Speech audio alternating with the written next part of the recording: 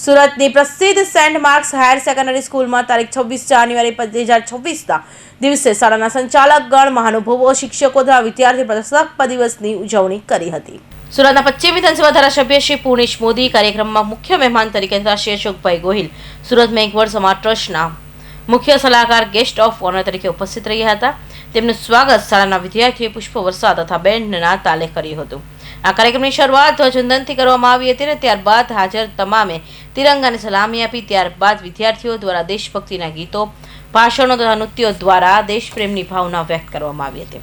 શાળાના trustee Shri BVS Rao sir, તેમજ Shrimati Sushila Rao madam તથા શાળાના આચાર્ય શ્રી પ્રણબ નાયક, CBSE શાળાના આચાર્ય શ્રીમતી વિભાબેન વાઘાણી, તેમજ academic administrator Shri Davy sir, primary incharge Shrimati Khushali Shah તથા શ્રી વિકાસ ભેડા અને સાયન્સ ઇન્ચાર્જ શ્રીમતી શેફાલીબેન દવે તેમજ શાળાના અન્ય શિક્ષકો વિદ્યાર્થીઓની દેશભક્તિની ભાવનાઓને પ્રોત્સાહન આપવા માટે હાજર રહ્યા હતા.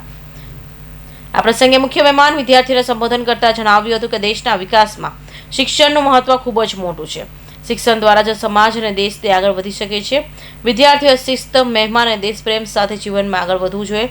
આઝાદી મેળવવા માટે આપણા જવાનોએ જે બલિદાન આપ્યું છે તે વિશે શાળાના ટ્રસ્ટી શ્રી રાવ સરે માહિતી આપી હતી અને હાજર મહાનુભાવોને પ્રજાસત્તાક દિવસ નિમિત્તે વક્તવ્ય આપ્યું હતું. તેમાં ધોરણ 6, 7, 8, 9 અને 11ના વિદ્યાર્થીઓ દ્વારા વંદે માતરમ પર નૃત્ય તથા સોને કી ચિડિયા હમ ભારત કે ની ગીત પર પ્રસ્તુત કર્યું હતું. સાથે યોગા શો, કરાટે શો વગેરે રજૂ કર્યા હતા. 26 જાન્યુઆરી 1950માં આપણું ભારતનું બંધારણ આવ્યું.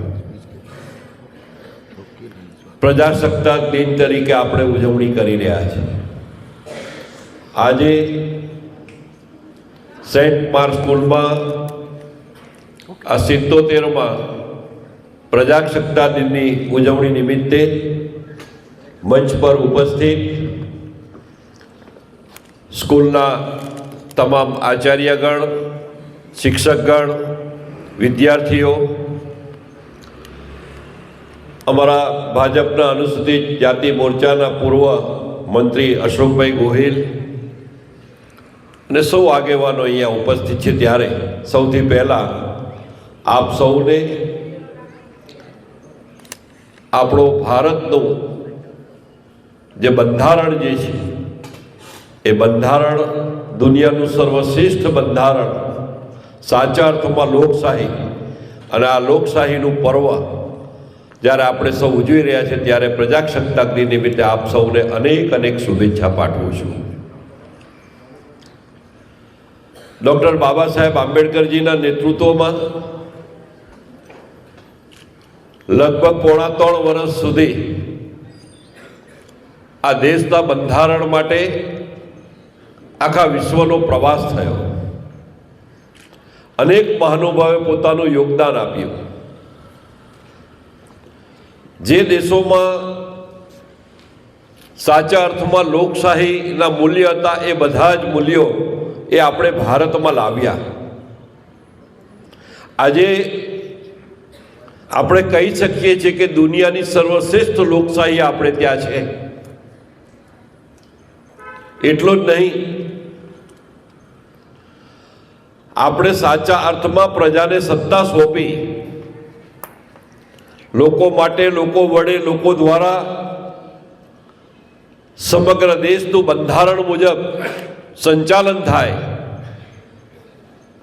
અને એ મુજબની જે આપણા ક્રાંતિવીરો પૂર્વજોની જે કલ્પના હતી અને એને આધારે આજે આપણો દેશ એક પછી એક આગળ પ્રગતિ કરી રહ્યો છે.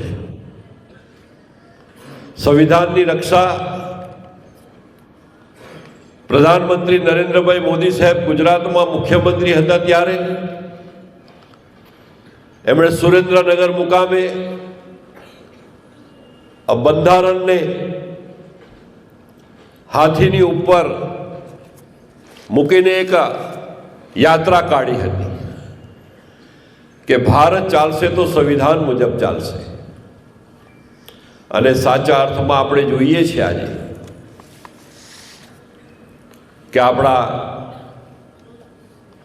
ડૉક્ટર બાબા સાહેબ આંબેડકરજીના નેતૃત્વમાં તમામ લોકોએ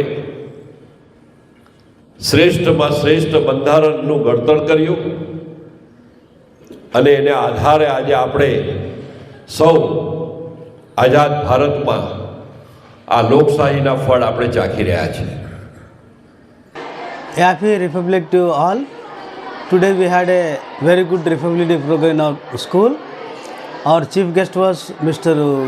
Purnesh Modi Saab, ML and ex-cabinet minister, and also guest of honor Mr. Ashok Bhai Gohil sir, is a secretary for the BJP. We are all the students, with the help of the teachers and the active teachers, they have given all good programs and dances, speeches in regard to the national patriotism integration. They have given the programs. We had a good program. All our students very actively participated, and also I give advice to all the students, when you travel in the traffic, you wear helmet and have that valid license, and go slowly and watchfully. And also I wish all the best for all the viewers for the Republic Day function. Thank you. Sir, आज के दिन आपने जो function रखा है, हर साल होता है, इस साल क्या विशेष था? विशेष ये साल हमारा एक्चुअली CBSE परमिशन मिला था, और मोदी नरेंद्र पुर्नेश मोदी साहब आए थे, और दूसरा नया प्रोग्राम्स रखा है इस बार हम. बच्चों को सर क्या मैसेज देना चाहेंगे? बच्चों को क्या ध्यान रखना चाहिए आगे उनकी लाइफ में? अभी मैसेज एक मेन प्रॉब्लम हो रहा है ट्रैफिक का, तो वो लोग हेलमेट पहन के अच्छी ट्रेनिंग लेके और कॉशियसली ड्राइविंग करना चाहिए, और वैलिड लाइसेंस होना चाहिए, और इसका लाइफ में समय मैनेजमेंट, टाइम मैनेजमेंट होना चाहिए, पढ़ाई का, स्पोर्ट्स का और अदर एक्टिविटीज़ का, और टीवी और मोबाइल का कम इस्तेमाल करें वो लोग. Thank you. ત્યારબાદ મુખ્ય અતિથિશ્રીના વ્રત હસ્તે શાળામાં દર વર્ષે દરમિયાન થયેલી વિવિધ પ્રવૃત્તિઓને પ્રથમ આવનાર તમામ વિદ્યાર્થીઓને પ્રમાણપત્ર આપી ઉત્સાહ વધાર્યો હતો. આ ઉપસ્થિત કાર્યક્રમમાં વાલીઓ પણ હાજર રહ્યા ભવ્ય ઉજવણીનો ખૂબ ઉત્સાહપૂર્વક માણી હતી. વાલીઓ અને શાળાના શિક્ષકોએ વિદ્યાર્થીઓને પ્રશંસા વ્યક્ત કરી તેમજ શાળાના આચાર્યશ્રી આ તમામનો આભાર વ્યક્ત કર્યો હતો અને રાષ્ટ્રગાન સાથે કાર્યક્રમની સમાપ્તિ કરવામાં આવી હતી. Bureau report, Hind TV news, Surat.